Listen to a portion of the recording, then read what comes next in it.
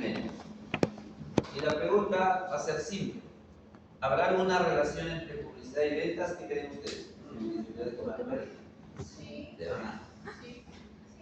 Si hay relación, ¿cierto? Muy bien. Claro, desde el punto de vista así bastante simple, se dirán, sí hay relación, profesor, entre publicidad y ventas. Por ejemplo, yo vendo panetones. Para yo poder incrementar mis ventas, supone que tengo que desarrollar una publicidad de panetón, ¿no? Entonces, bajo esta situación, debo de entender de que acá hay una relación de dependencia. Y bajo esa situación, entonces, en estadística tenemos que manejar y establecer que una de estas variables es una variable dependiente y la otra será una variable independiente. En términos estadísticos, la dependiente va a ser, entonces acá, ventas, por lo tanto esta va a ser la variable Y. Y esta de acá va a ser la variable X. Entonces yo tengo acá variable independiente, variable dependiente. Bajo esta situación, yo tengo que saber entonces que hay una relación causal. A veces nosotros hablamos de variable dependiente e independiente, pero para hablar de dependencia tiene que existir la relación causal. ¿Ya? Entonces, yo tendría publicidad y ventas, por ejemplo, podríamos tener acá de todo un mes. Día 1, día 2, día 3, hasta el día 30. Entonces yo podría decir, día 1 tuviste una publicidad de X1 y tuviste una venta de Y1. Día 2, una publicidad de X2 y una venta de Y2. Y así sucesivamente, hasta un día X30 y por acá un Y30. ¿Qué es lo que sucede? Lo que sucede es que yo tengo 2 observaciones por cada día del mes. Y esto de acá se convierte en una muestra bivariante. Lo que significaría que por cada día yo tengo 2 observaciones. ¿Qué pasaría si yo junto todas estas 2 observaciones? Voy a tener algo así, ¿no? Voy a tener X1, Y1. Voy a tener X2, Y2. Hasta un X30, Y30. ¿Cómo se llaman estos? ¿Cómo se llaman estos? ¿Cómo se llaman estos? Coordenadas. Intervalos. Coordenadas. Probabilidades. Coordenadas. Renuncio. ¿Cómo se llaman estos? Pares ordenados. Sé que se pasan ustedes. Pares ordenados. Estos son pares ordenados. Entonces, cuando yo tengo estos pares ordenados, en estadística podemos llevarlo a estos pares ordenados a lo que se denomina un plano cartesiano. Y cuando yo lo bosquejo estos puntos o estos pares ordenados en un plano cartesiano, lo que vamos a tener que establecer o ver es gráficamente si las variables están correlacionadas. Entonces, el término correlación se asocia a una asociación de 2 variables, o sea, correlación. Luego decimos, hay que hacer un trabajo colaborativo, hay que hacer un trabajo cooperativo de 2. ¿De acuerdo? Una correlación es de 2, no es una correlación de 3, de 4, no. A veces se dice los 4, no. No es una correlación. La correlación es de A2. ¿De acuerdo? Muy bien. Entonces, bajo ese preámbulo e introducción, vamos a empezar por acá. Tenemos acá una pequeña caso. Dice, sean 2 variables cuantitativas, número de horas de capacitación y aumento salarial de los trabajadores. En esta parte del curso debemos de entender de que las 2 variables que analicemos tienen que ser netamente cuantitativas y por lo general hablamos de variables cuantitativas continuas. ¿Ya? Entonces, por ejemplo, acá tengo a Julio, o Julia debe ser, 20 horas obtiene un aumento de 600 soles. Dice. Por acá está Luis, 50 horas, aumento de 905 soles. Por acá está Romina, o Romino será, 29 horas, un aumento de 198 soles. Y por acá está Giovanna, 10 horas, aumento de 400 soles. ¿Qué es lo que puedo observar aquí? Que hay una situación de correspondencia. ¿Por qué? Porque a mayor horas de capacitación parece que hay un mayor incremento salarial en los trabajadores. ¿De acuerdo? Lo que significaría que esto de acá, si yo lo llevo a un plano cartesiano, porque serían pares ordenados 20, 600, 50 y así sucesivamente, Estos me forman pares ordenados. Entonces, estos pares ordenados, cuando yo los ubico, ¿qué es lo que puedo observar? Hay una situación de correspondencia. A mayor número de horas de capacitación, mayor aumento salarial. ¿De acuerdo? Muy bien. Entonces, por ahí ya estamos más o menos ubicados. Entonces, la pregunta sería, a partir de aquí, al observar los puntos, porque estos son puntos, vamos a tener que ver que estos puntos podrían ir hacia la derecha o podrían ir hacia la izquierda. Si van hacia la derecha, hablamos de una correlación directa, hablamos de una correlación positiva, hablamos de una correspondencia 1 a 1. Mientras una variable se incrementa, la otra también se incrementa. Pero también podríamos tener los puntos que van al otro lado. Y si irían al otro lado, entonces, ¿qué es lo que vamos a tener? Vamos a tener que habría una correspondencia inversa. ¿Por qué? Porque mientras una aumenta, la otra va disminuyendo. Muy bien, bajo esa temática entonces vamos a tener que trabajar aquí. Pero la primera parte del análisis que vamos a tener que hacer es de manera gráfica. ¿De acuerdo? De manera gráfica. Nos vamos a hablar de una correlación de manera gráfica y para empezar vamos a tener que hablar del diagrama de dispersión, que es justamente el que tenemos ahí. Pero bueno, bienvenidos a nuestro tema. El tema de esta parte se llama modelar, o el estudiante dice modela la relación de dos variables cuantitativas y utiliza el modelo para hacer predicciones. Ese es básicamente el objetivo. Nosotros vamos a establecer un modelo, pero vamos a conocer más adelante, y el objetivo es establecer predicciones o pronósticos. Esta parte del curso tiene dos cositas. Una cosa es la correlación y otra es la regresión lineal simple. Entonces empecemos por un poquito definir la correlación. ¿Qué cosa es una correlación? La correlación, desde el punto de vista estadístico, dice, nos mide la fuerza, la dirección, la intensidad de la relación lineal entre dos variables cuantitativas. Eso es lo que nos permite medir la correlación. ¿De acuerdo? Y el término correlación significa una relación mutua. Ahí está, justamente, 1 a 1. ¿De acuerdo? Ya que indica ese grado en el que las o los valores de una variable se relacionan con los valores de la otra variable. Eso es específicamente a lo que se refiere en esta parte la correlación. Es en términos generales. Pero para yo poder hablar de la correlación, vamos a tener primero que hablar de la dispersión. Y la dispersión, o diagrama de dispersión, se conoce como la ubicación de los pares ordenados que tendría por allá en un plano cartesiano. Entonces, lo único que podríamos ver aquí es básicamente estos dos formatos de correlación. Este que está aquí, o podría ser el otro que está por acá. Y bajo esa temática podríamos decir, ¿no? Hay una correlación positiva o hay una correlación negativa. ¿De acuerdo? ¿Se mandó eso? Identificar la correlación de las dos variables. Es por eso que hablamos bajo dos situaciones, ¿no? Podemos decir una correlación lineal positiva, cuando tenemos así, o podríamos tener una correlación lineal negativa bajo este formato. Ahora, no pensemos que deben salir así formando una línea. No. Lo que vamos a tener que ver es la tendencia. ¿De acuerdo? Claro, lo bonito, lo ideal sería que esos puntos estén alineados, pero en realidad nunca va a suceder eso. ¿Ya? Pero la idea es que debemos, cuando grafiquemos los puntos, la tendencia de esos pares ordenados deben darme una correlación lineal, sea positiva o negativa. Pero esa forma gráfica es para ver cómo, de qué manera las variables están correlacionadas. En estadística, la gráfica nos puede llevar a algo, pero en estadística tenemos que tener indicadores, o sea, medidas estadísticas. Y eso se asocia específicamente a un número. Y es por eso que en esta parte vamos a hablar de correlación, pero del coeficiente de correlación de Pearson.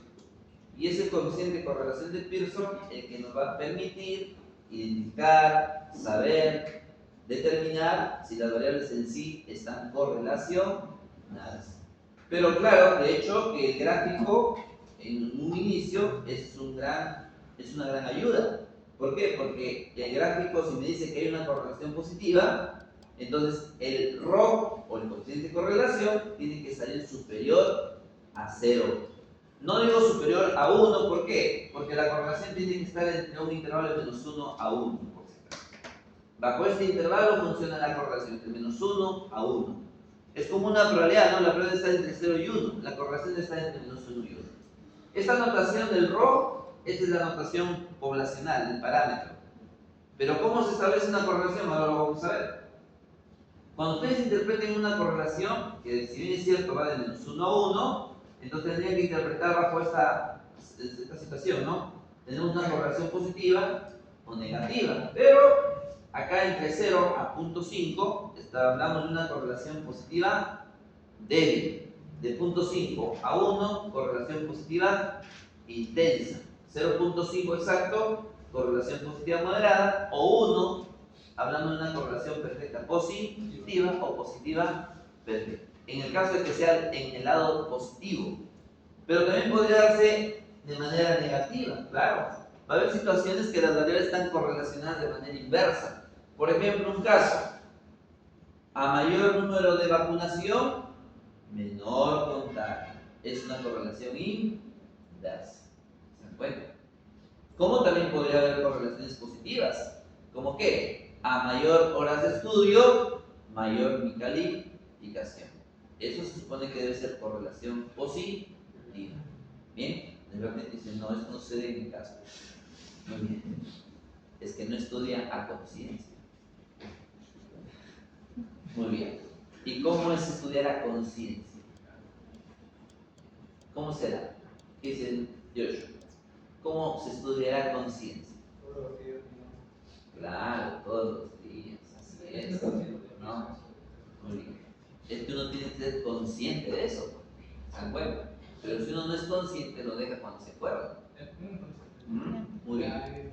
Es como, por ejemplo, si tengo la necesidad de tomar desayuno, almorzar, cenar, ¿cierto? Es una necesidad. Ustedes deben tomar los estudios también como una necesidad. ¿De acuerdo? Es básico. Bueno, la correlación entonces, de manera gráfica, yo lo puedo tener y lo podríamos tener de esa forma. Miren. Ahora miren, el R que tengo aquí, este R, esta es la correlación. Este es el R en términos de muestral. O sea, este es R correlación. Fíjense en el caso de menos 1, miren, ¿cómo es la correlación? Negativa. Mientras el R va acercándose a 0, ¿qué es lo que pasa con la correlación? Se dispersa, exacto, ¿no? Claro, y mientras más se dispersan los datos, no significa que el ejercicio esté mal, sino que ya no habría una correlación tan fuerte como la que quisiera, ¿no? Las variables van a estar correlacionadas, pero van a estar débiles, ¿correcto? Es en el lado negativo, pero también tenemos en el lado positivo. Miren, si el R es 1, alineados. Pero cuando el R va acercándose a 0, empiezan a moverse los números, las cantidades. Y debemos de tener en cuenta que en estadística, yo les dije algunas veces o alguna vez, que la dispersión siempre va a existir. Eso no se puede evitar. Pero si podríamos controlar que esa dispersión sea la más mínima posible, qué bonito sería. ¿Por qué? Porque nuestros datos tendrían un mejor comportamiento. ¿De acuerdo? Pero eso obviamente se da en situaciones, ¿no?, que yo pueda manejar información. En situaciones reales, la situación es totalmente adversa en muchos casos, ¿no? No funciona como yo quisiera. Pero a todo esto se suma la correlación, claro. ¿Y cómo encuentro la correlación? Vamos a encontrarla a través de esta formulita. Es un poco pequeña, es cierto. Pequeñita. Ya.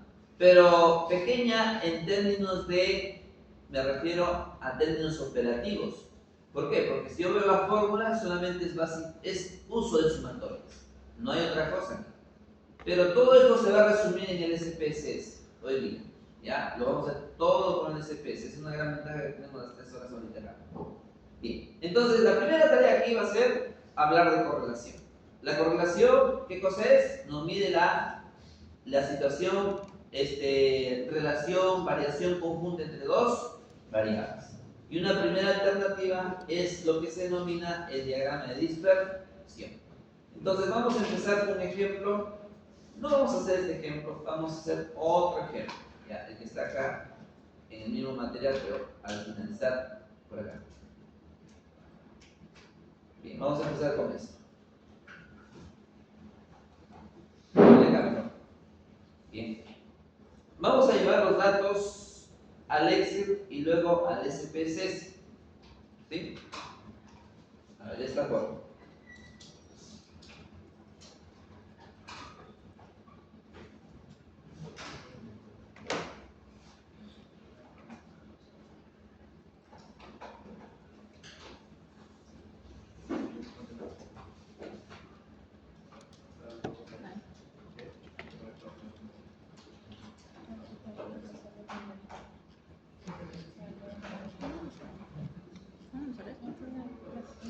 El ejercicio 2, la 36.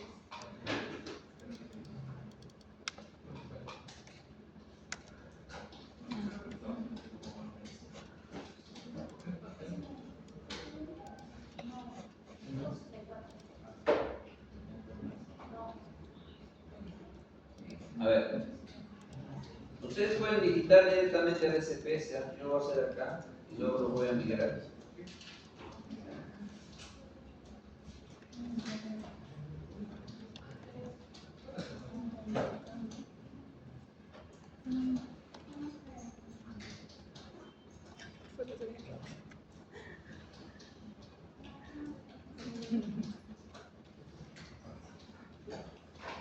¿Y el resto ya se retiró? ¿No? No, ha sido matanza total acá. Está potente el curso. Y hasta mi delegada se retiró. Ah, no, se han ido a un evento. Sí, sí. Oye, ¿qué pasa? Cuidado, cuidado.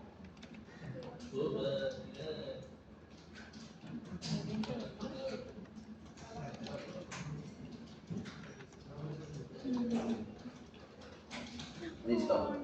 A ver, ¿de qué trata el problema? Dice, los siguientes datos corresponden a los pesos en kilogramos y niveles de glucosa en la sangre, en miligramos por 100 mililitros de 16 varones adultos aparentemente sanos. Ese es básicamente el problema o la situación. ¿Qué nos pide? Nos pide calcular el coeficiente de correlación e interpretar. Muy bien. Ya, estos datos yo los voy a llevar al SPSS.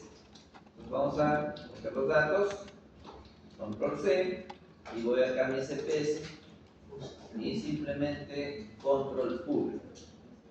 Acá vamos a codificar un poquito. La primera variable es peso y la segunda es glucosa. Entonces vamos a ir a lista de variables. En esta parte es peso y acá es glucosa. Para tener en cuenta, bueno, acá tenemos un decimal, ¿no? Las dos variables tienen que ser numéricas. Es por ello que acá en medida le ponemos escala y escala. ¿Estamos de acuerdo? Veamos entonces, ahí todos deben estar acá. A ver, vamos, les espero. Todos deben estar acá. Les espero. Sí.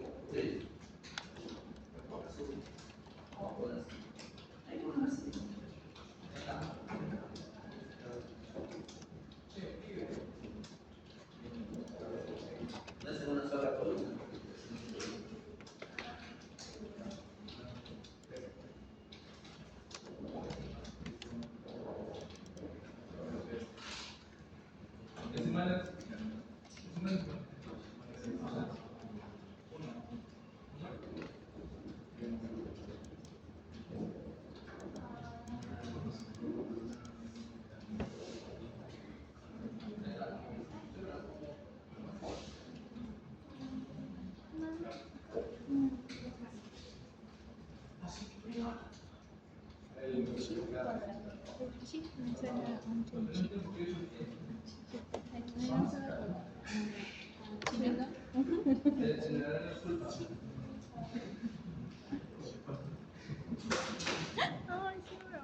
Bien. Hay que entender aquí que la variable peso es X y la glucosa es Y. O sea, independiente, dependiente. ¿De acuerdo? Veamos cómo funciona esto. Y atentos, ¿ah? La primera tarea aquí va a ser graficar o establecer el diagrama de dispersión. Y a partir del diagrama de dispersión vamos a ver si las variables están o no correlacionadas. Y si están correlacionadas, estarán, ¿qué cosa? Correlacionadas de manera positiva o negativa.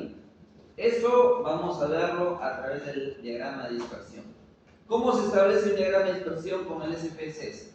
Vamos aquí. Vamos a ir a gráficos, todos gráficos. En gráficos hay una opción en la parte inferior, casi al último, que dice dispersión puntos. Ingresan allí y dispersión puntos se ubican en la primera opción donde dice dispersión simple. Seguimos y luego nos da un cuadro de diálogo, ¿de acuerdo? Y acá solito nos va a llevar el software. ¿Por qué? Porque dice, oye, ¿y quién es Y? Ah, Y es la glucosa. Acá. ¿Y quién es X? El peso.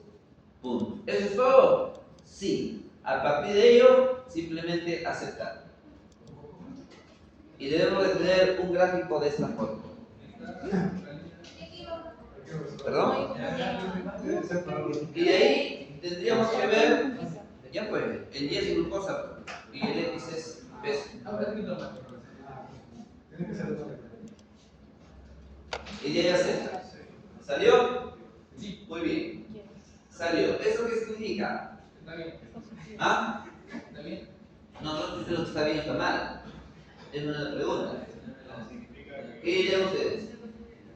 ¿Hay correlación, sí o no? Sí. Claro que hay correlación. ¿Es una correlación positiva o negativa? Positiva. Y si yo lo compararía este gráfico con la teoría, más o menos, por ejemplo, se asociaría a este de aquí, ¿no? Perdón, a este de acá. ¿Se asociaría más o menos a cuál? A la positiva fuerte. Ah, te das cuenta. Por acá, a positiva fuerte. Estamos aquí. Ya tienen acá un antecedente, o sea, la correlación es positiva fuerte. Pero lo que queremos ahora es establecer el coeficiente de correlación, el R. Y esto de acá tendríamos que trabajarlo con la formulita, ¿cierto? O sea, con la que está aquí. ¿Cierto? Ya, muy bien. No vamos a preocuparnos por la forma. Vamos al SPS. ¿Qué hago? Estamos aquí. Entonces van a ir a analizar. En analizar, buscamos la opción que dice correlacionar. Y en correlacionar, bivariada. Ingresan allí. ¿Ok? Y acá el SPSS no les pide quién es X y Y, porque la correlación es de a 2. Y correlación no indica quién es X y Y, por si acaso. Entonces, por eso que el SPS me dice ingresa el peso, ingresa la glucosa y normal. Y por defecto, aquí en la parte inferior dice correlación de Pearson. Acá está, marcadito. Y la correlación de Pearson funciona cuando mis variables son cuantitativas. Profesor, ¿y qué tal si yo quiero establecer correlación entre, se me ocurre, estrés y ansiedad? Nivel de estrés, nivel de ansiedad. ¿Habrá alguna correlación? Ustedes dicen, sí, correcto. Ah, muy bien. Pero demuéstralo, pues. ¿Cómo se haría? ¿Se tendría que hacer con correlación de Pearson? No. ¿Por qué? Porque las variables no son cuantitativas. Pero para la estadística no hay nada imposible. Igual lo podemos hacer. Entonces vamos a tener que optar por una correlación de Spearman. Y la correlación de Spearman funciona cuando mis variables son cualitativas, nominales u ordinales. ¿Se dan cuenta? Muy bien. Entonces, estando allí, lo único que hacemos es aceptar. Y nos debe salir un cuadrito como el que tengo aquí. Ya está. En ese cuadrito, o teniendo ese cuadrito, ya empezamos a analizar un poquito más de esto. Fíjense que nosotros hemos encontrado gráficamente que la correlación es positiva. Ahí está. Hemos encontrado que la correlación es positiva. Pero, acá está, ¿ves? Correlación de Pearson, ¿cuánto vale? 0.99556. Es 6. Entonces van a decir R es igual a 0,996. Ahí está. Entonces queda demostrado qué cosa, que la variable peso y glucosa presentan una correlación positiva fuerte o una correlación positiva intensa, pero no tóxica. Ahí está. Punto. Se acabó. Así nomás, pues. No hay más. El de abajo Es lo mismo. Es el mismo, mira. Es el mismo. Por defecto sale así una matriz. Ya. Pero nosotros sabemos probar hipótesis, ¿cierto? Y también se puede probar hipótesis para el coeficiente de correlación. Y entonces podemos probar hipótesis a partir de. Muy bien. ¿Cómo probamos hipótesis? Bueno, para probar hipótesis nosotros tenemos que saber que hay ¿cuántos pasos son? Primero, planteamiento, significancia, estadístico, región crítica, toma de decisiones y conclusión. 6 pasos. Esos 6 pasos también tendríamos que hacerlo, pero como tenemos a nuestro SPSS, nuestro aliado, no tendríamos por qué preocuparnos por todo ese procedimiento en realidad.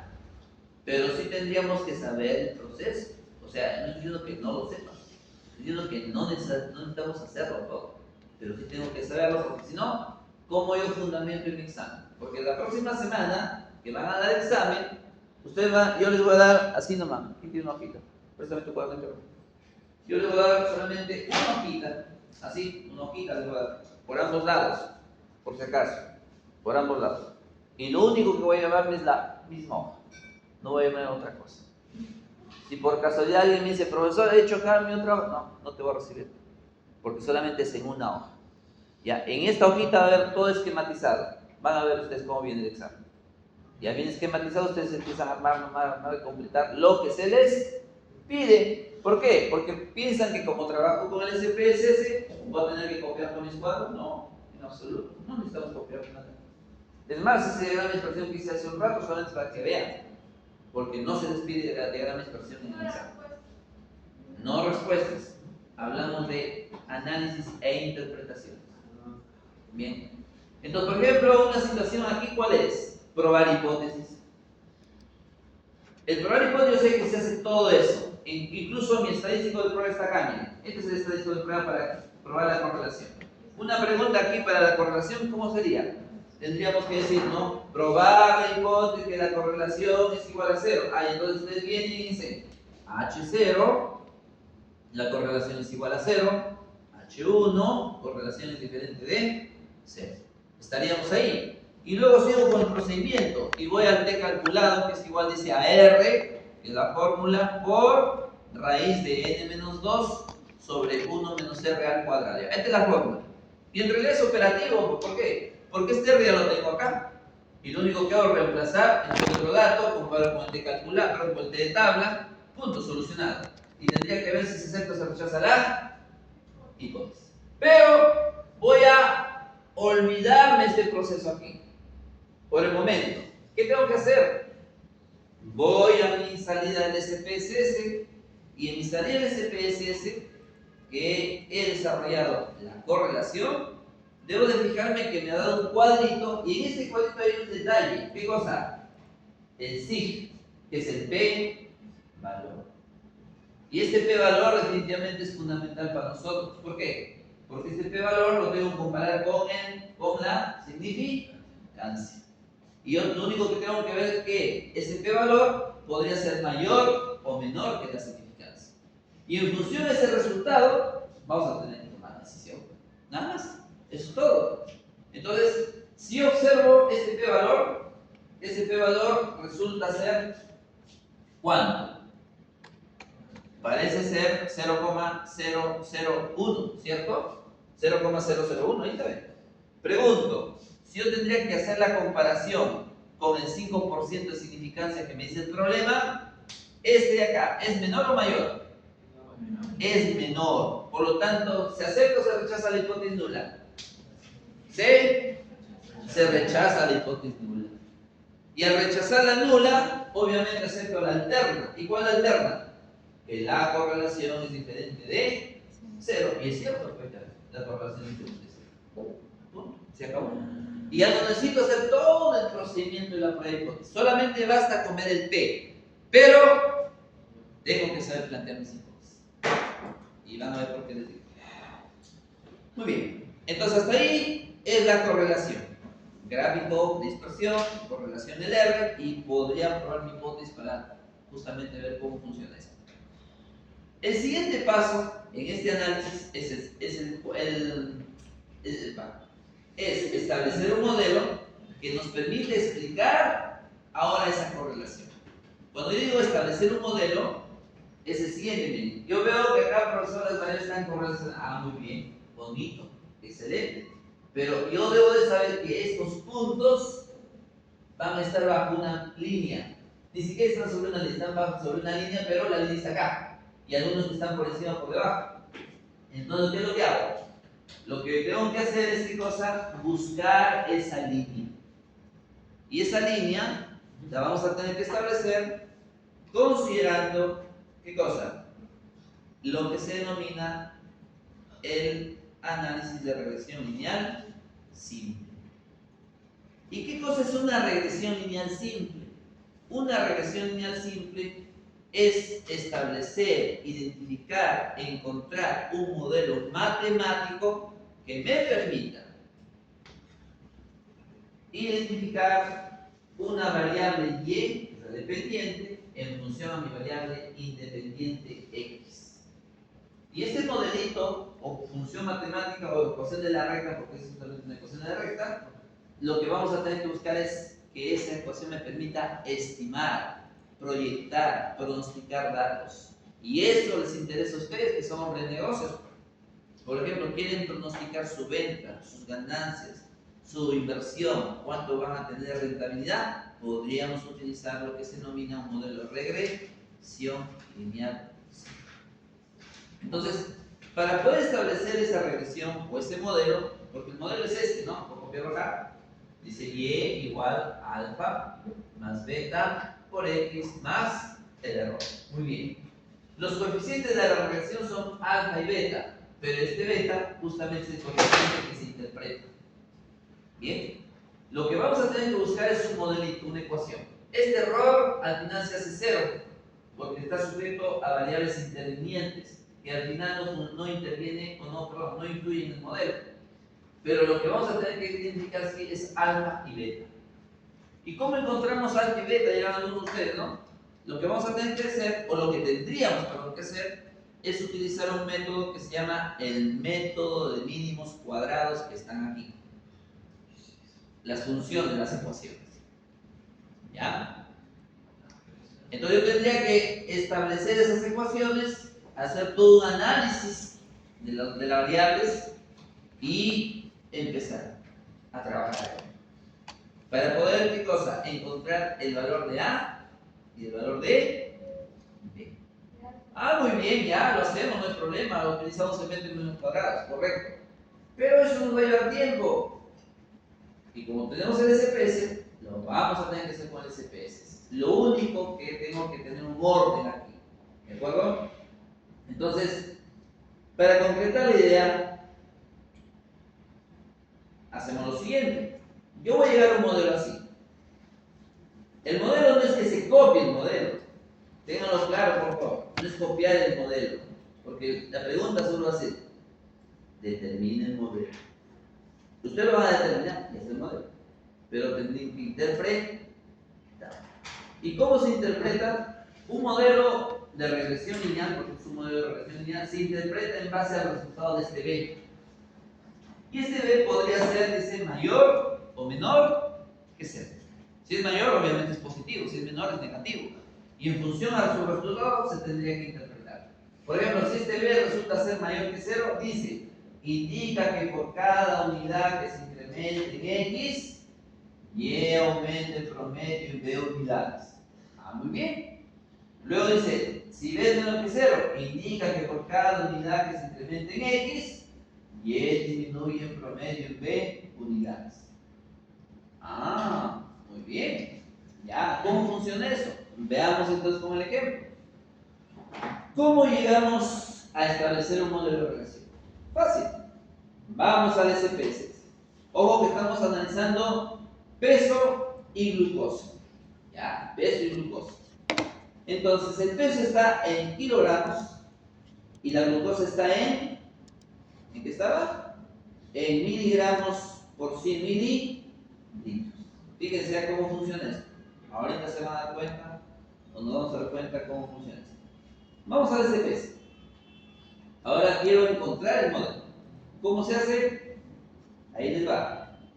Dice, vamos primero a analizar. En analizar, ustedes buscan la opción regresión. En regresión, se van a ir a la opción lineales. Va a ingresar lineales, clic. Y en lineales, el software les lleva solito. Le dice, ¿quién era dependiente? En mi ejemplo es la glucosa. Ingresamos la dependiente. ¿Y quién es la independiente? El peso. Ahí está. Se acabó. Una vez que hemos ingresado todo eso, lo que vamos a hacer simplemente es aceptar. Clic. Y se acabó. ¿Profesor, tengo que copiar todo eso en mi examen? No. No vas a copiar nada. Solamente vas a tener que analizar algo. Yo quiero el modelo. Este es el modelo de regresión. ¿Dónde lo encuentro, profesor? Ah, ya. Muy bien. Miren, vamos a cerrar. Este es el primer cuadrito, me está indicando qué variables está analizando. Este cuadrito habla de un cuadro de resumen. Acá está el R, miren. 0996 está acá. Me da. ¿Qué más cosas hay acá? Ahorita lo vamos a ver. Luego me da un análisis de varianza que en realidad no tiene caso esto, no le hagan caso, olvídense. Pero acá viene la parte esencial. Fíjense, acá hay una opción que dice coeficientes no estandarizados, beta. Ah, o sea, estos dos numeritos que están aquí, vamos a tener que hacer lo siguiente. Y dicen ustedes, y es igual menos 24.8, ¿no? 8 más ¿cuánto? Más 1.995. 1,995x. ¿Listo? Y esto de aquí le ponen a hacer un sombrerito, y estimado. Muy bien. Este es mi modelo de regresión. Pero ahí no termina la cosa. ¿Por qué? Porque el examen dice interpreta. ¿Y cómo se interpreta? Fácil. Voy al problema, miren. ¿Quién es Y? En mi problema es glucosa. Y la glucosa se mide en miligramos por 100 mililitros. ¿Estamos bien? Ya. ¿Y quién es X? Peso. Que se mide en kilogramos. Ajá. Según la teoría, nosotros tenemos que interpretar el modelo en función al valor de B. El B está aquí. ¿Es mayor o menor que 0? Es mayor que 0. Ah, ya, muy bien. Y como es mayor que 0, ¿qué pasará? A ver, miren. Vamos a ponernos en el caso hipotético de que esto de acá sea 0. Así. ¿De acuerdo? Vamos a poner el caso hipotético, este es 0. ¿Estamos? Ya, entonces yo digo, para una persona que tenga 0 de peso, que es algo ilógico, tendría una glucosa de menos 24.8. Ya, es algo ilógico, pero para poder entenderlo. Ya, entonces, ahora lo siguiente. ¿Qué pasaría si X es 1? O sea, 1 kilo. ¿Qué pasaría si X es 1? Si X es 1, profesor, mire, la glucosa se incrementa. Ah, entonces vamos a decir que por cada kilo de peso que tengamos, la glucosa se incrementa en 1.995 miligramos por 100 mililitros. O sea, de acá lo pasé a esta variable. Yo puedo tener las dos variables en diferente unidad de medida. pero al final voy a tener que quedarme solamente con la unidad de medida de la variable de P. ¿Estamos? Entonces yo tengo aquí, repito, por cada kilo de peso que tenga el paciente, su glucosa se incrementa. ¿En cuánto? En 1.995 miligramos por 100 mililitros. Listo. Entonces viene Joshua y dice, profesor, yo peso 75 kilos. Ah, muy bien. Entonces yo voy a decir, vamos a estimar su glucosa para Joshua. Entonces reemplazo menos 24.8 más 1,995 por 75. ¿Se dan cuenta? Y empezamos a estimar el valor. Y entonces yo encuentro un valor. Y este valor es un estimado, un valor pronosticado, un valor predecido. Ahora, de repente va Joshua y se mide la glucosa, y de repente podría salir igual que el de acá, o podría ser menor o mayor. Y este de acá es un valor estimado. Fíjense ustedes, acá. Estos valores que yo tengo son de pacientes, de personas. Vino alguien y dijo, yo peso 93.4 y encontramos una glucosa de 160. De repente alguien viene y dice, profesor, yo también peso 93.4, entonces debo tener lo mismo. No, un ratito, un momentito. Eso fue para los pacientes que yo evalué. En función a esa muestra que se ha evaluado, vamos a encontrar un modelo estimado. Y se supone que ese modelo me tendrá que servir para estimar de repente la glucosa para el resto. Y alguien dirá por ahí, pero profesor, ¿y usted cómo está seguro de eso? Un momentito. Entonces, hay una medida estadística que nos permite identificar si realmente ese modelo es aplicable. ¿De acuerdo? ¿Por qué? Porque de repente él dice, pero ¿cree usted que ese modelo resulte? Mire, yo tengo un abuelito que tiene, supongamos, pesa 55 kilogramos. Yo podría estimar su glucosa de mi abuelito para 55 kilogramos. Vamos a ver si funciona, ¿no? Pero hay una medida que sí me permite identificar si el modelo es factible o no. Y esa medida se llama el coeficiente de determinación. Y el coeficiente de determinación es una medida bastante sencilla. ¿Por qué? Porque es el R que tengo acá, que es el coeficiente de correlación, y solamente lo van a elevar al cuadrado. Lo elevan al cuadrado y encuentran el coeficiente de determinación. Pero la ventaja de este de acá, perdón, la ventaja no, la diferencia que este coeficiente de determinación lo tienen que llevar a términos porcentuales.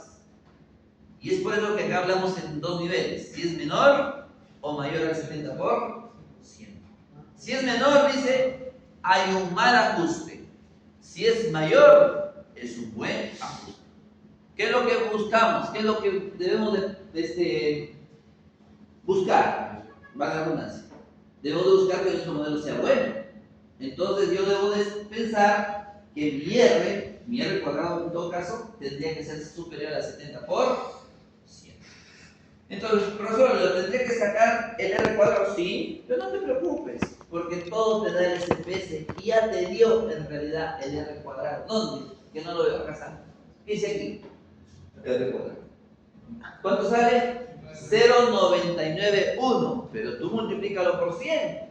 O sea, eso es 99.1 por 100. O sea, ese 99.1% significaría que nuestro modelo tiene un buen ajuste. El buen ajuste se traduciría como este modelo me sirve para estimar mi variable glucosa en función al peso. Muy bien. Pero si quisiéramos interpretar nuestro coeficiente de determinación, lo pueden interpretar de la siguiente forma o manera. Acá está cómo se interpreta el coeficiente de determinación. Si yo lo llevo a términos porcentuales, para el ejemplo que estoy haciendo, sale 99.1%. ¿De acuerdo? Entonces diríamos, el 99.1% de la variabilidad total de la glucosa se asocia o está siendo explicada por la regresión lineal. En este caso, ¿por qué variable? Por el peso. El 99.1% de la glucosa se explica por el peso. ¿De acuerdo? Y alguien por ahí podría decir, profesor, Si es 99.1, ¿usted no cree que le falta un tantito para 100%? Sí, le falta 0,9. ¿Y ese 0,9 dónde está? Bueno, yo no sé dónde está, ustedes tampoco, pero lo que sí sé es que ese 0,9% está en variables intervinientes. ¿Y qué cosa es una variable interviniente? Una variable interviniente es una variable que influye, pero no determina. Como por ejemplo, ¿qué? ¿Ustedes tienen clase a las 7 de la mañana un día? Sí, seguro. Con todo el frío, tempestad, truenos y relámpagos, tienen que venir a su examen, a su clase, ¿sí o no? Esas son variables intervinientes, que influyen, pero no les va a determinar que no vengan a clase, porque igual vienen. Ahí está. Es cuando, por ejemplo, tienen una cita con enamorado o enamorada, hacen lo imposible por encontrarse con su pepelucho, o con la pepelucha. Entonces, ¿qué hacen? Van contra viento y marea. Así se cae alguno, pero usted sigue. Ahí está, el amor nos vuelve estúpidos a veces, ¿no? Muy bien. Listo. ¿Qué? Ya me siento estúpido. Estimado. Y estimado, en este caso, ¿quién va a ser? El IS, el PSS, presión sistólica sanguínea. ¿Cuánto sale acá? El modelo. ¿Cuánto vale? El modelo. La ecuación. 111.086. Más o menos. Más 0.63 X. Ya está. ¿Cómo lo interpretarían? A ver, ¿quién se anima? A ver, ¿quién se anima a interpretar el modelo? Un punto sobre su continua 3. A ver, vamos, a la 1, a las 2, y a las, pero bien, ¿ah? Si se equivocan, menos un punto. A ver, ¿quién dijo yo?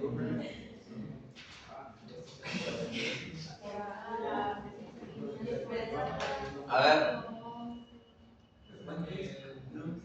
Nada. ¿Quién es quién? ¿Quién es quién? Presión. El Y es la presión sistólica sanguínea. El X, la edad.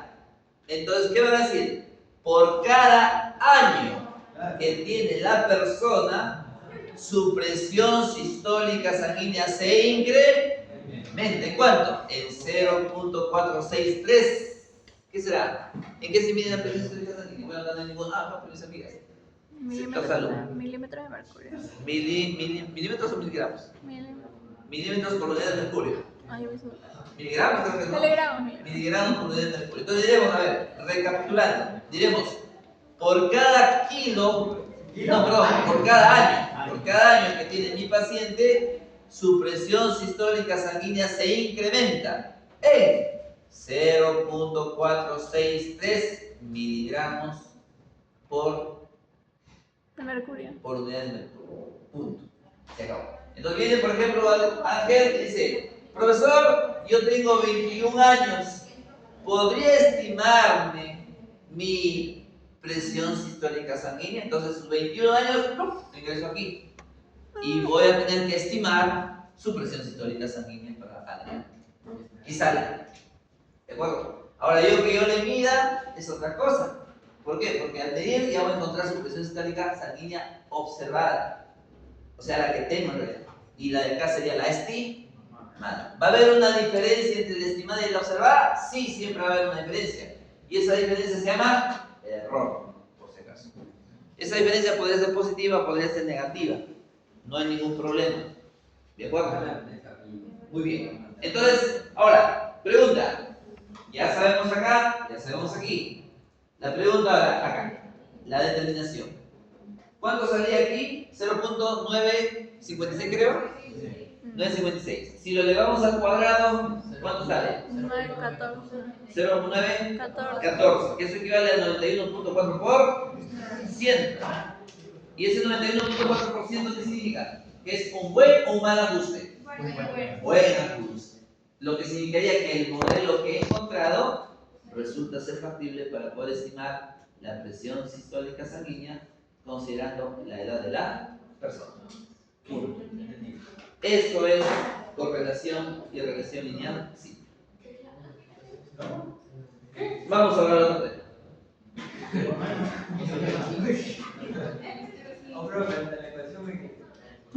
¿Ah? El chi cuadrado, a ver, en estadística o bueno, en el curso nosotros hemos visto distribución normal, distribución T. Ahora vamos a hablar de la distribución chi cuadrado.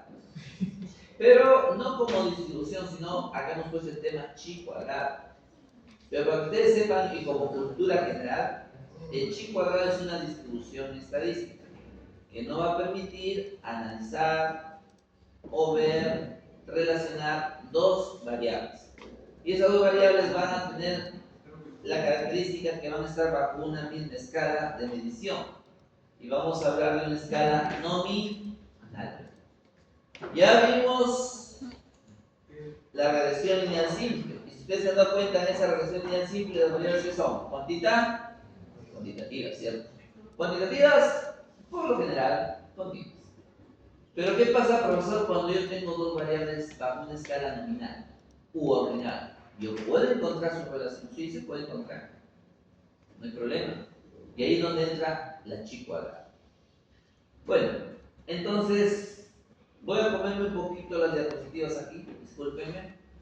¿Ya? ¿Por qué? Porque como todos los LSPS vamos a acelerar ahí un poquito.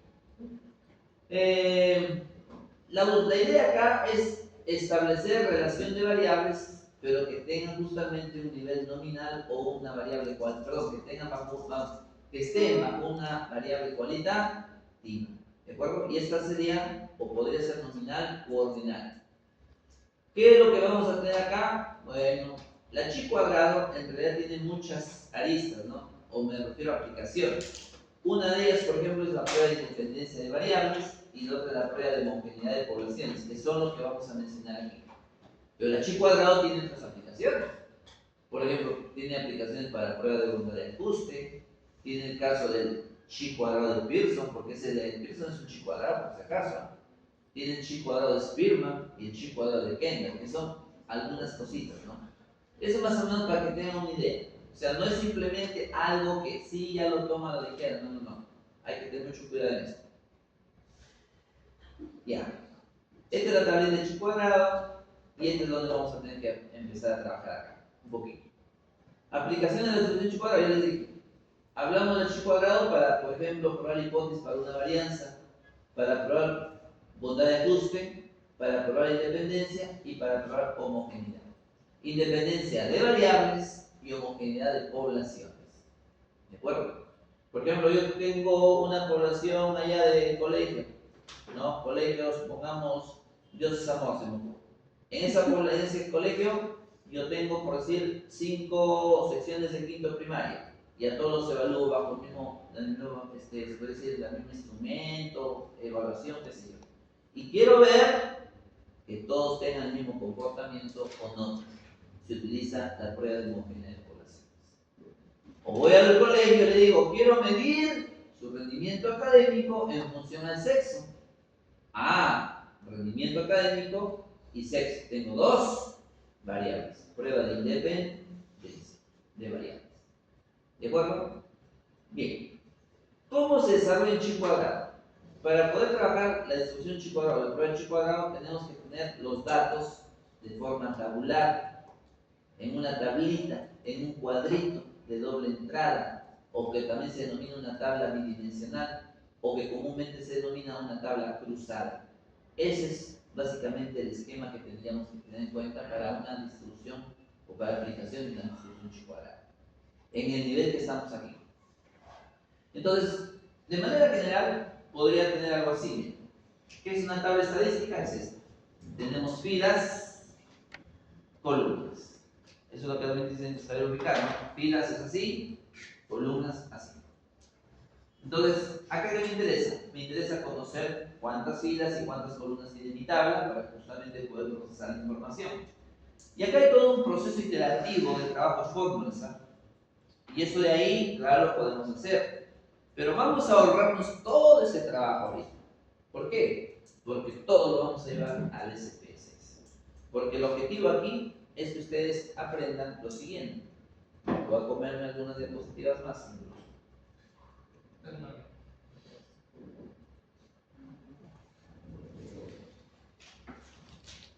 Muy bien. ¿Cómo pruebo hipótesis o cómo desarrollo una prueba de independencia de variables? La forma y manera correcta de probar hipótesis en una prueba de independencia de variables es planteándome todo ese esquema de trabajo. Ya ustedes saben que el primer paso es planteamiento de hipótesis, luego viene significancia, estadística de prueba, regla de decisión y luego viene la toma de decisiones y conclusión. Pero en esta parte cambia un poquito la temática en lo que respecta al planteamiento de hipótesis. Si nosotros estamos acostumbrados al planteamiento de hipótesis como la media igual a 0, la diferencia de medias igual a 2, eso no funciona aquí. La hipótesis que se plantea acá es en términos teóricos, en términos literales. Por eso que dice, las variables x y y no están asociadas. El término no están asociadas significa que las variables son independientes. O la alterna dice las variables x y y si están asociadas. ¿Cómo decir? No son independientes. O también podrían decir las variables x y y no están relacionadas en la nula. Y la alterna sería están relacionadas. Y acá hay una situación donde muchos se equivocan. ¿Por qué? Porque cuando decimos las variables x y y no están relacionadas, piensan que es la alterna. Porque la alterna siempre enmarca una negación.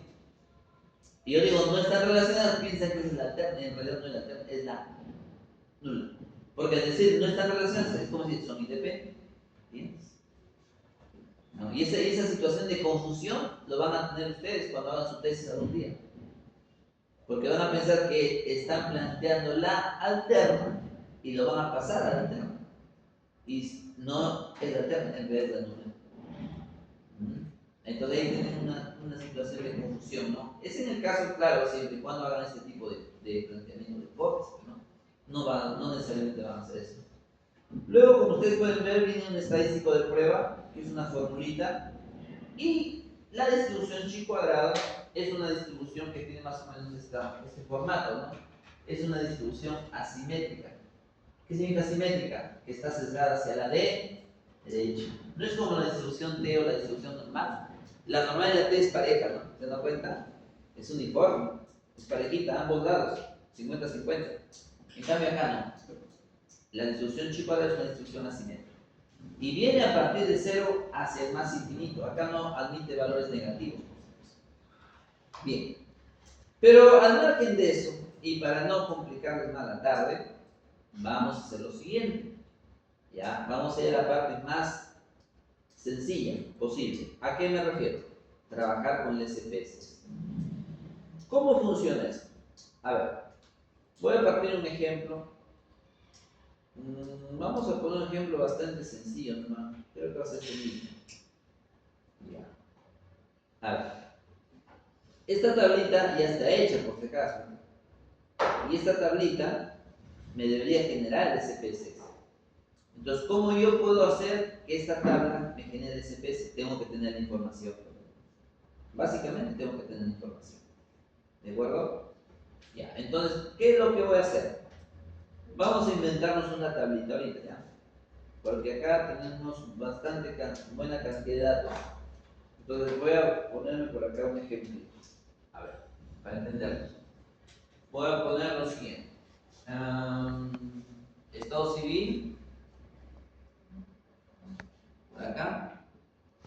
Soltero. Casado. Viudo. Y divorciado. Ya. Bien. Ahí. Quiero saber si el estado civil tiene relación con, vamos a ponerle por acá, nivel de estrés. A ver. Entonces acá nivel de estrés bajo, medio, alto. Muy bien. Y por acá vamos a tener cantidades. Por ejemplo,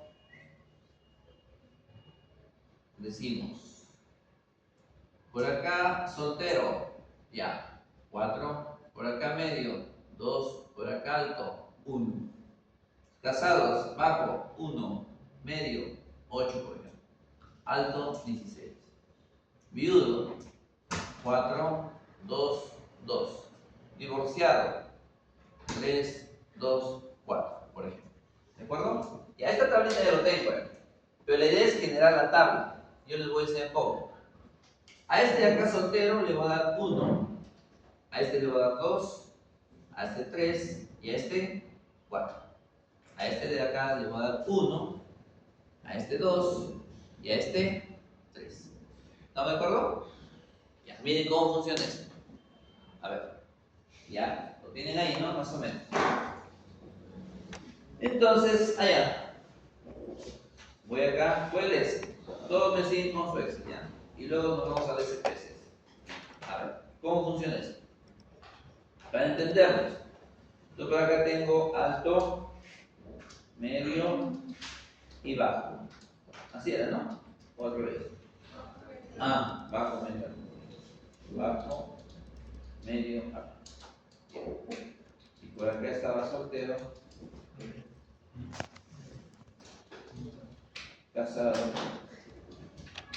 viudo y divorciado. ¿Listo? Ya más o menos lo tengo ahí.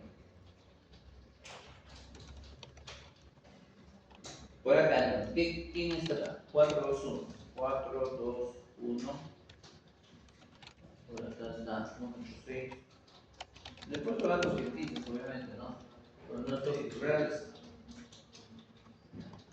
Y por acá es 3, 2, 4. Listo. Ya, a ver, mis muchachos. Entonces, este de acá es 1, 2, 3. Uy, 2, 3 y 4. Ya. Y por acá esto es 1, 2 y 3. ¿Estamos de acuerdo? Yo creo que sí. Ya, vamos a centrar, le pongo un color rojo. Así. Profe, en casado puso 16 en alto. ¿Dice? Mm. Ah, ya. Bien. Ya, 6 nomás que sea, por favor, más chiquito. Ya. 6 nomás. Listo. Ya, ven. A ver, acá tenemos que ser bastante observadores. Entonces, por acá tengo el estado civil. La primera columna va a ser estado civil y la segunda columna va a ser estrés. ¿Estamos de acuerdo? Escuchen, ¿están entendiendo, no? La primera columna va a ser estado civil y la segunda columna estrés. Vamos a trabajar así, miren, en fila, en fila. Entonces, si yo observo la fila, la primera fila es soltero. ¿Cuántos solteros hay? ¿Cuántos solteros hay? 7. Entonces vamos a tener 7 unos. Entonces acá vamos a tener 7 unos. 1. Listo. 7 unos. ¿Estamos? ¿Están siguiendo, no? Ya. ¿Sí? Ya. 7 unos. Acá, 7 unos. Pero los 7 unos están distribuidos, ¿cierto? ¿Dónde? Bajo, medio, alto. Entonces acá, ¿cuántos unos hay? 4. ¿Cuántos 2? 2. ¿Cuántos 3? 1. Entonces eso voy a la siguiente columna y vamos a poner aquí. Hay 4 unos, hay 2 2 y hay un 3. ¿Estamos de acuerdo? ¿Hasta ahí todo bien? Ya. Vamos a la siguiente fila. Número 2. ¿Cuántos 2 hay? En total. 15. 15 2. Entonces 15 2. 7 más 15 es 22, ¿no? Listo. ¿Estamos? ¿No es 7 más 15 22? Acá no tengo 15. Acá no hay 15 2. No, lo corregí. ¿Ya? Miren, no se pierdan, ¿ah? De estos dos que están acá, ¿cuántos acá hay? 1, 8, 6. ¿Estamos? 1, 1. Entonces voy acá. 1, 1. Ahí está. ¿Bien? 8, 2. Y 6, 3. ¿Estamos? Ya terminé con la segunda fila. Ahora vamos a la tercera fila. La tercera fila, ¿cuántos hay? 8, 3. 8, 3, ¿cierto? Voy a hacer 3. 1, 2, 3, 4, 5, 6, 7, 8. 8, 3. Y de los 8, 3, ¿cuántos unos hay arriba? 4. ¿Cuántos 2? 2. ¿Y cuántos 3? Entonces acá hay 1, 2 y 3. ¿Estamos? Yo creo que sí. ¿Sí? Ya. Vamos a la cuarta fila. 9. 9, 4. ¿Ah? Entonces acá va a ser 9, 4. Entonces decimos 1, 2, 3, 4, 5, 6, 7, 8, 9. Listo. ¿Y cuántos unos? 3 unos. 1, 2, 3. ¿Cuántos 2? 2. ¿Y cuántos 3? Lo que queda. 1, 2, 3 y 4. Listo. ¿Estamos de acuerdo? Muy bien. Estas dos columnas que he construido aquí, ahora lo voy a llevar al SPSS.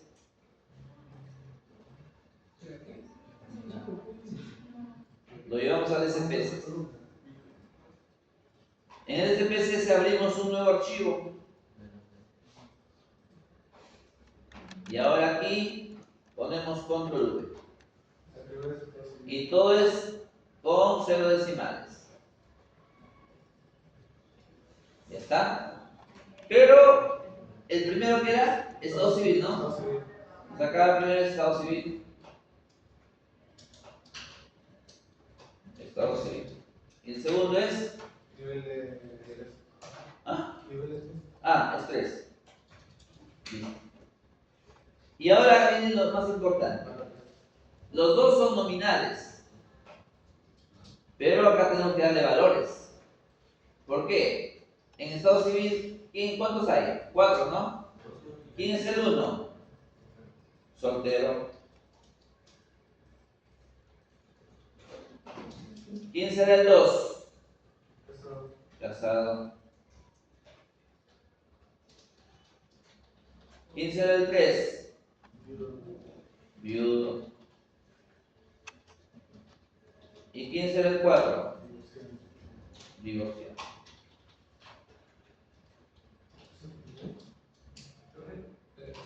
¿El nivel de es nominal? Claro. Bueno, el puesto de nominal podría ser ordinario, no hay problema. No cambia nada. No cambia nada. Ya, divorciado. Ya tengo entonces la primera. Aceptamos. Vamos a la siguiente. La siguiente va a ser 1 bajo, ¿no? Bajo. 2 medio. Y 3 alto. ¿Listo? Y eso es todo. ¿Ya todos ahí? A ver, todos tienen que estar ahí. ¿Sí? Ya. Muy bien. Ahora vamos acá. Los vemos acá. Ahora está bonita, ¿eh? Miren. Ahí está. ¿Qué pasó? Acá valores.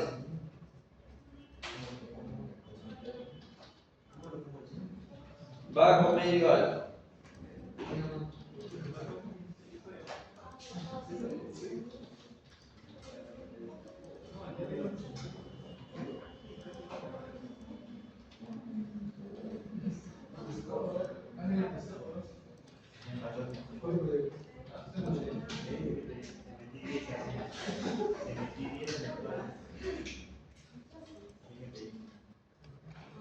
Bien. A ver, ¿ya? Alexia, ¿sí? Entonces miren, ahora voy aquí. Ya atentos, ¿ah? Vamos a hacer la chi cuadrada. Pero miren, un detalle. Fíjense ustedes cómo está la tablita. ¿Quién está en filas? Estado civil. En columna, estrés. Ya, miren. Vamos acá. Analizar. ¿Sí? Analizar. Estadísticos descriptivos. Y acá vamos a ir a tablas cruzadas. Ingresa. ¿Y quién va a ir en fila? Estado civil. ¿Y quién va en columna? Estrés. ¿Hasta ahí? ¿Estamos? Ya. Luego van a ir acá a la opción de estadísticos. ¿Y acá qué dice? Chi cuadrado. Ah, muy bien. ¿Sabe leer? Chi cuadrado. Y eso es continuar y aceptar. Y me tiene que salir la tablita tal cual he construido ayer. ¿Está bien? Sí. Ahí está, esta es la tablita. Ahí está. Y hace el chi cuadrado. ¿Qué tengo que ver? Lo único que vamos a tener que ver aquí es el valor, acá está mi chi cuadrado de Pearson, dice acá. Y acá dice el P valor, 0.176. Ese es el P valor. Dime. Analizar descriptivos, tablas cruzadas, ingrese en fila, estado civil, en columna el estrés, vaya a estadísticas, chi cuadrado, aceptar, aceptar y aceptar. Ok. ¿Estamos? Ya. Miren, les explico. Si yo estoy haciendo ese tipo de análisis, ¿cómo tendría que ser mi hipótesis nula? La hipótesis nula va a ser así. Hipótesis nula. Decimos, no existe relación. No existe relación. ¿Entre quién? Entre el estado civil y ¿quién? Y el estrés. Ya está. Alterna. Existe relación entre el estrés, perdón, entre el estado civil y el estrés. Muy bien. Segundo paso, significancia alfa, ciento. Y luego de esto viene directamente el P valor. ¿Y dónde el P valor? Acá está. 0.176.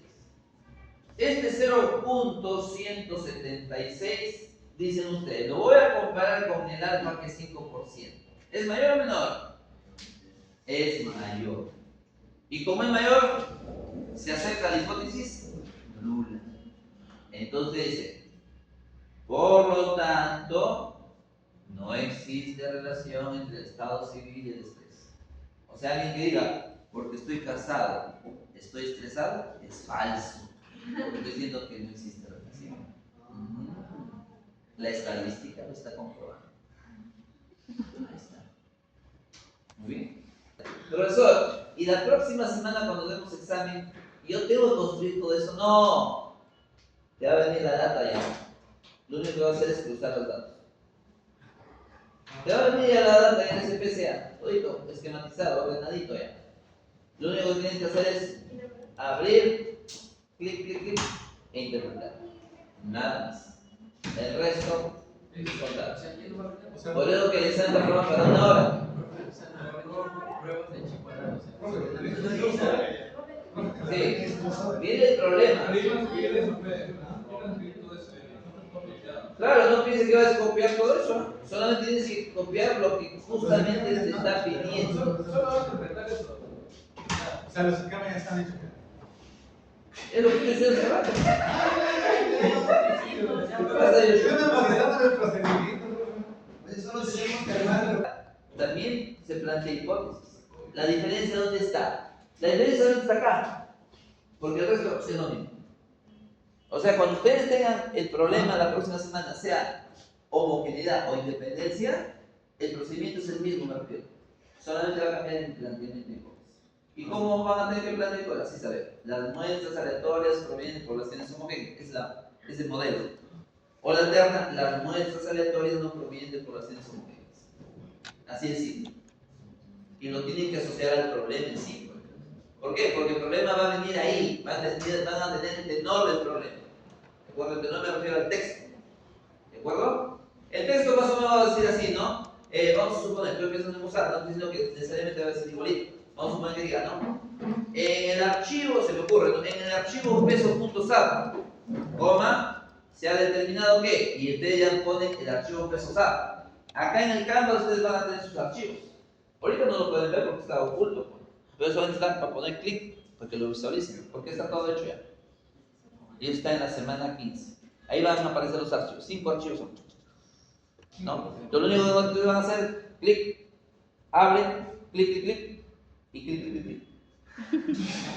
Y yo, clic, clic, clic. Al toque nomás. ¿Ya? No soy funcionaria. Así de simple, en un clic los calo. A ver, para concretar la idea. La próxima semana darían la rutina 3, son 5 temas. ¿Ah? Prueba de hipótesis para una media, prueba de hipótesis para diferencia de medias, sería correlación y repetición, chi cuadrado y el que falta de análisis. Y eso está en la rúbrica, en la rutina 3, en el artículo. Tienes que revisar ese tema. Está grabando lo que te estoy diciendo. Está en el Canvas, ahí está en la ficha de actividades, ahí está todo. No sé qué hacen ustedes con todo su material. O sea, les puedo tomar cualquier cosa. ¿Ah? Ahí tienen su rúbrica. En mi época no había ni rúbrica. Venía el profesor, nos tomaba lo que quería. Y ni reclamar, oíamos. Nos decía, ¿cómo te llamas? Pesan, jalado. ¿No? Así era de tan brusco, por decirlo así. ¿No? Pero no, se da todo, ¿no? ¿Ah? Ustedes van a repetir los errores de su prueba. No, obviamente que no. Se supone. Bien. A ver, este temita para ordenarnos en idea, vamos a hacerlo de la siguiente forma, ¿eh? Porque acá hay un poquito de teoría. Vamos a suponer que tenemos un grupo de niños, pongámosle 40 niños, ¿ya? Tenemos 40 niños. Y todos sabemos que nuestro país sufre o tiene un alto índice en lo que es la anemia infantil. Muy bien, entonces todos tienen anemia, o sea, por debajo de lo normal, por debajo de 12.5, que es lo estándar, se puede decir, ¿no? Niños que se duermen en clase tienen 9, 8, 10 de hemoglobina. No puedo decir menos porque si no estarían en otra vida. Muy bien, entonces tengo 40 niños. Y tengo por acá lenteja, tengo sangrecita, tengo bistec de hígado y bistec el normal que conocen ustedes, ¿no? Bistec de res. Ya, muy bien. Entonces yo le digo, vamos a darle estos alimentos a estos muchachos, pero no le vamos a dar todo, a todos, sino vamos a tener que dividir. Como tengo 40, a 10 le doy sangrecita, a 10 le doy lenteja, a 10 le doy bistec de hígado y a los otros 10 le doy bistec el normal. Entonces le doy este papel, que coman por 1 mes. Ahí. Al cabo de 1 mes, chupamos sangre. Bien, entonces extraemos sangre, laboratorio y vemos si han subido su hemoglobina. Si han subido su hemoglobina, que es más probable, pero va a haber algunos niños que han tenido de repente un mayor nivel de hemoglobina. Y entonces ahí es donde entra la estadística. ¿Por qué? Porque tendríamos que identificar cuál de los alimentos, que en estadística se llaman tratamientos, ha influido en el nivel de hemoglobina. Y diríamos entonces, ese tratamiento es el más efectivo. ¿Eso se hace en lo cotidiano? Sí se hace. Y no solamente se hace en esa situación, se puede hacer en la parte de agronomía, para mejoramiento, por ejemplo, de maíz, de camote, de papa. Ahí se hace eso que les digo. Y eso se llama diseños experimentales. Y una puerta para el diseño experimental es este, que se llama análisis de variables. Muy bien. Entonces yo, por ejemplo, tengo un grupo de niños que los puedo evaluar. Y puedo comparar. Tengo dos grupos de niños, los puedo evaluar y comparar. Pero ¿qué pasa, profesor, cuando tengo 3 grupos, 4 grupos, 5 grupos? Ya no estoy pensando en las medias. O sea, no solamente estoy pensando en las medias ni dos medias. Vamos a tener que pensar en 2, 3, 4, 5, 6 medias. Y ahí ya funciona el análisis de varianza. Para hacer este tema, las variables tienen que ser netamente cuantitativas también. Cuantitativas continuas por lo general. ¿De acuerdo? Bueno, entonces más o menos tienen una idea. Y ahora veamos acá el ejemplito.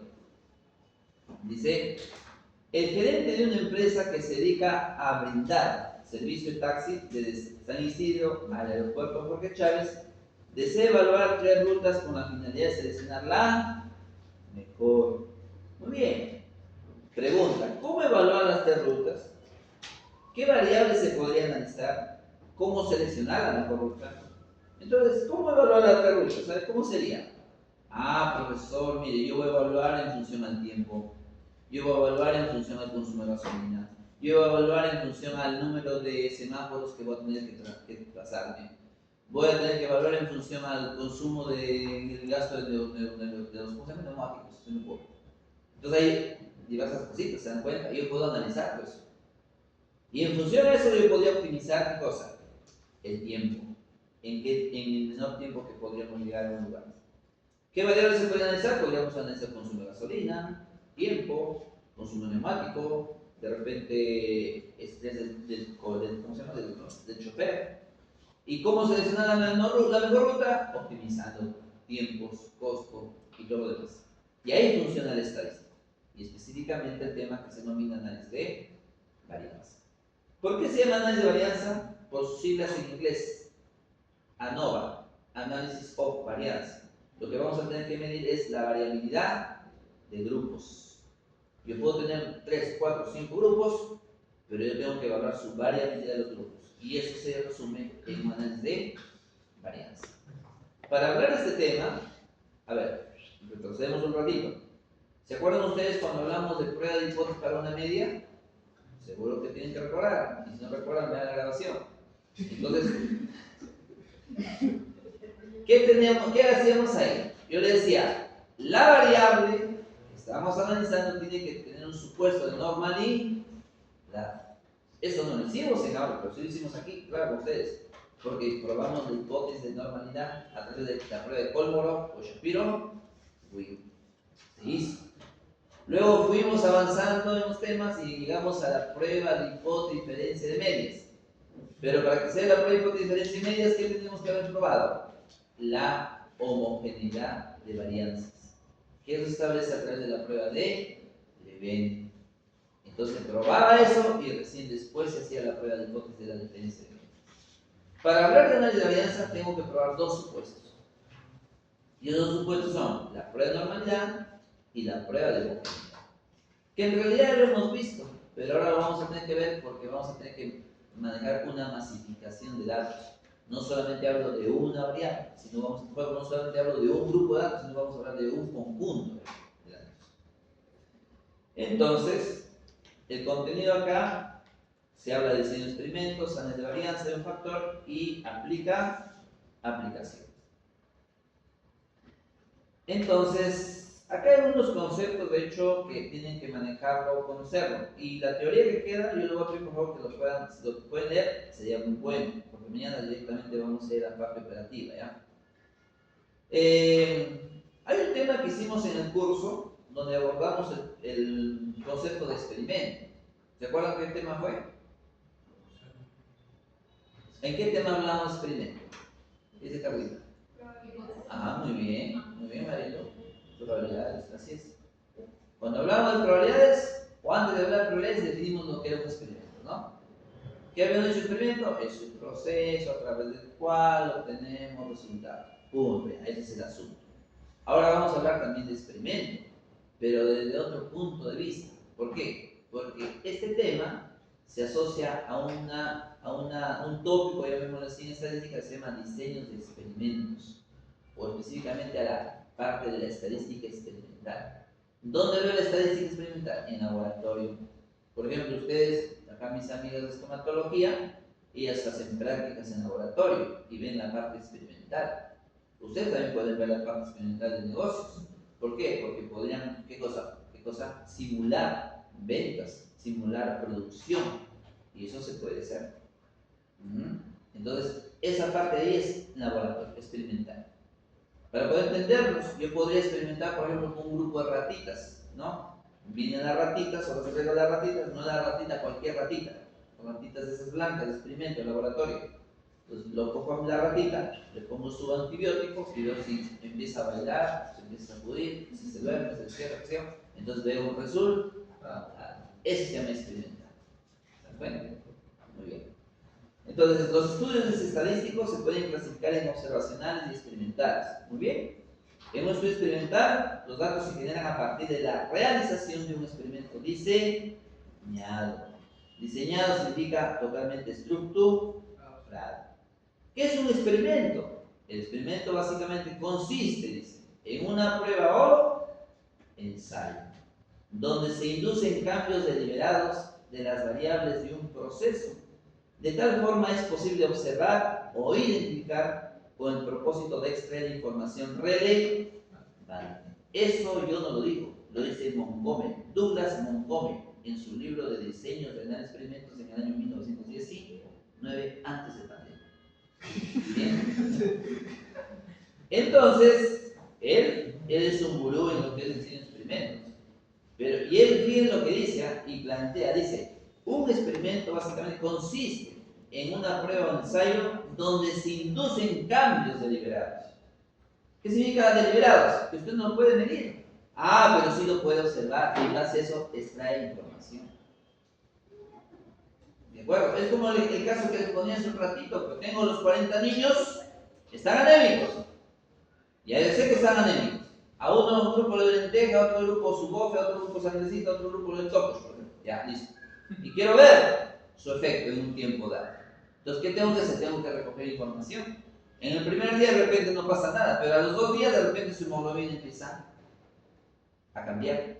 ¿No? De lo que estaba pálido, muchacho empieza así a ponerse un poquito rojito, como mi amigo Adrián. Eso significa que ya empezó a subir su hemoglobina. ¿No? Y entonces estamos viendo qué cambios deliberados en los elementos. En esta parte también hay que recordar algunas cositas. Bueno, yo digo recordar, ¿no? Porque de hecho se tienen que conocer. Hay 3 principios básicos de un diseño experimental, que se denomina la repetición, la aleatoriedad y el control del error experimental. Y hay un término acá conocido, ¿no? La aleatoriedad. Yo en algunas veces yo les he dicho, ¿no? Si nosotros queremos obtener resultados o queremos hacer investigación, debemos de partir de una muestra. Y esa muestra debe ser aleatoria. Una buena muestra debe ser aleatoria. Pero además de eso debe ser Al azar. adecuada y debe ser Al azar. aleatoria, es al azar, pues. ¿Qué comprobar? ¿Qué va a ser? Representativa. Representativa, así es. Una buena muestra debe ser aleatoria, representativa y adecuada. Lo mismo funciona aquí. ¿De acuerdo? Y esa aleatoriedad justamente se ve aquí. Es cuando, por ejemplo, vamos a suponer que ustedes se van a visitar a la abuelita, ¿no? De tiempo, si la abuelita vamos a suponer que cría cuyes, conejos. Dice, ay, hijito, del tiempo que venden, anda, escógete 10 cuyes y te lo llevas. Y ustedes se van y escogen. No dice, voy a elegir. Escogen al azar. Chapan su cuy, chapan su cuy, chapan su cuy. ¿Ok? Y se llevan sus 10 cuyes. No van a voltear y a ver cuál es el que me sonríe, que no. Escogen de manera aleatoria. Ese es un principio de aleatoriedad. ¿De acuerdo? ¿Dónde se ve la repetición? La repetición se da, vamos a retroceder al ejemplo de los 10 niños o 40 niños. Yo le doy a 10 niños, por ejemplo, ¿cómo se llama? Lenteja. Y la repetición se da en el siguiente sentido. Un niño, observación. Segundo niño, segundo observación. Tercer niño, tercer observación. Eso viene a ser la repetición. Y como tengo 10 niños, tendré 10 repeticiones. Mientras más repeticiones tenga, obviamente la estadística va a ser mucho mejor. Y el último se denomina el control del error experimental. Dice aquí, a diferencia de un estudio observacional, en los estudios experimentales, se puede realizar un control riguroso. ¿De qué? Del proceso, porque es un principio básico de este tipo de estudio. ¿A qué se refiere? Como nosotros estamos en un trabajo experimental, podemos controlar. Por ejemplo, ¿ustedes alguna vez han visitado una avícola? ¿Han visto cómo es una avícola? O sea, donde viven los pollitos, los pío pío. Algunos dicen, ¿qué cosa es un pollo? Eso es de comer. ¿Ya? Ese pollo que ve así, que tiene pluma blanca o negra, ya. Ese pío pío, ya es pollo. Muy bien. Sí, porque a algunos se les sabe, ¿sí eso? ¿Se come? Ya, muy bien. ¿Está acá en la universidad? Ya. Muy bien. Entonces, ese pollito, por ejemplo, en 3 meses hay pollo. ¿Ya? Comemos pollo hormoneado, pollo estresado.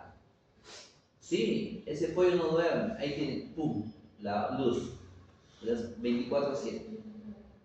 Ahí tiene pollo, con luz 24/7. Y su comida y su agua, y tal pollo. Todo el día comiendo. Parece un alumno que lleva el curso de estadística, eso pronto. ¿No? Ya, pobrecito ese Adrián. No, así viven los pollos, así, en las avícolas, en donde crían animales para, por ejemplo, para redondos, para maceto que queden en el río, así viven los animales, estresados. Pero vamos al punto. El punto es el siguiente. ¿Cómo se controla ahí? Controlan peso. Y el peso, que es una variable, obviamente, lo asocian a un tiempo. Porque ellos dicen, en un tiempo de 3 meses, debe ganar, por ejemplo, se me ocurre 2.400 gramos, o sea, 2,5 kilos aproximadamente.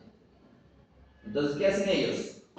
La parte experimental, la dieta, la comida, el agua, alumbrado y todo lo demás, es una situación de experimentación. Porque el pollo va a llegar a un tiempo dado, llega a un tiempo dado y gana un peso. ¿De acuerdo? Más o menos así. Como ustedes saben gráficas, sí, para que me entiendan. Yo tengo acá el tiempo, acá tengo peso. Entonces viene el tiempo, gana peso y llega al máximo. En este punto, ahí el pollo tiene que salir. No puede quedarse el pollo. Tiene que salir a la venta, no a la calle. A la venta tiene que salir. Tengo que, como sea. ¿Qué pasa si yo lo detengo al pollo aquí? Corro el riesgo que muera, o corro el riesgo que el peso que ganó a este nivel empiece a perderse. Claro, explote. También. Los que van a explotar son ustedes.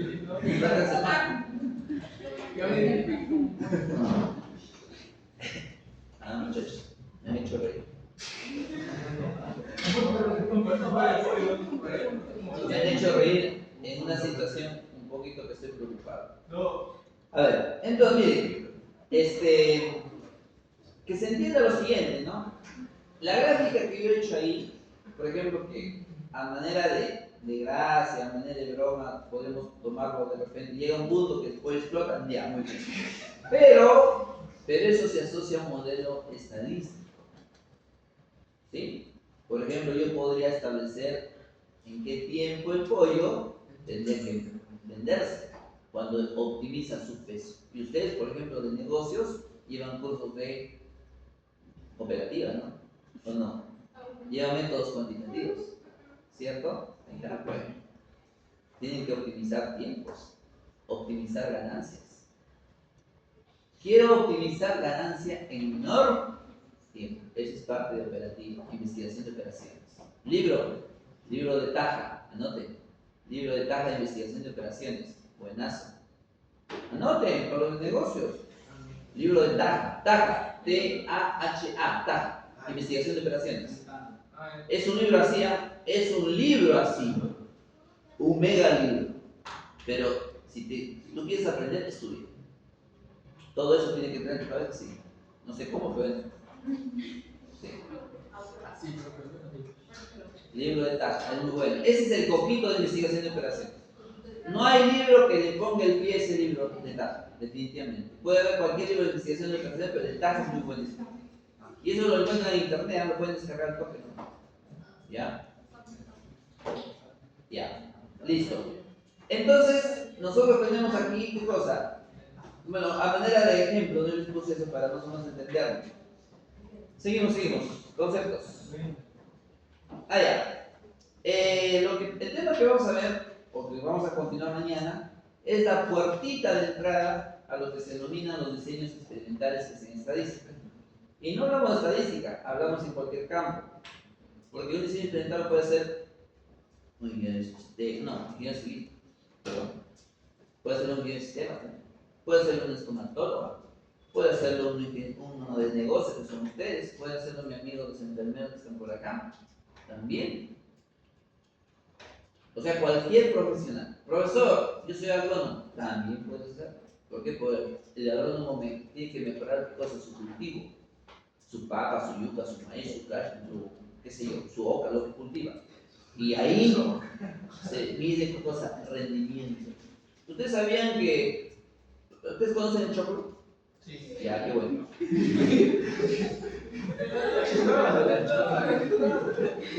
Yo siempre.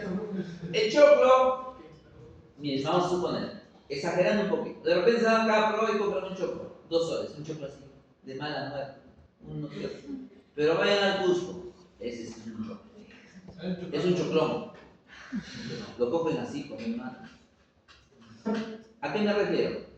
Es que se ha hecho un mejoramiento de cultivo y obviamente también influye en la tierra, ¿no? Acá de repente es una tierra arcillosa, tierra que tiene silicio, ¿no? El silicio, ¿saben lo que es el silicio, no? Que se utiliza para hacer vidrio. Hay mucho terreno que acá tiene silicio, por ejemplo en Villa El Salvador hay mucho terreno que tiene silicio. Claro, pero ¿por qué tiene silicio? Buena pregunta, ¿no? ¿Por qué? Lo que pasa es que Villa El Salvador había una zona que ha sido relleno sanitario por mucho tiempo. Y el relleno sanitario, ustedes saben que es la basura. Entonces, ¿qué venía? Venía la máquina compactadora y empezaban, o removían. Entonces, los vidrios que había ahí los trituraban. Y entonces partículas pequeñas se van pues, dispersando en el área. Por eso hay mucho terreno que tiene silicio, ¿no? Entonces, por ejemplo, si yo encuentro un terreno con silicio, obviamente no va a ser óptimo para el cultivo. Pero si tengo un terreno donde todo el tiempo se ha cultivado camote, yuca, choclo, qué sé yo, obviamente voy a tener un buen cultivo. Y ahí también influye y entra justamente la estadística y el tema de diseño experimental. Bien, para no aburrirlos más, entonces acá nos quedamos, mañana pues seguimos aquí en la diapositiva número 9, pero sí vamos a ir directamente a trabajar con el SPSS, ¿de acuerdo?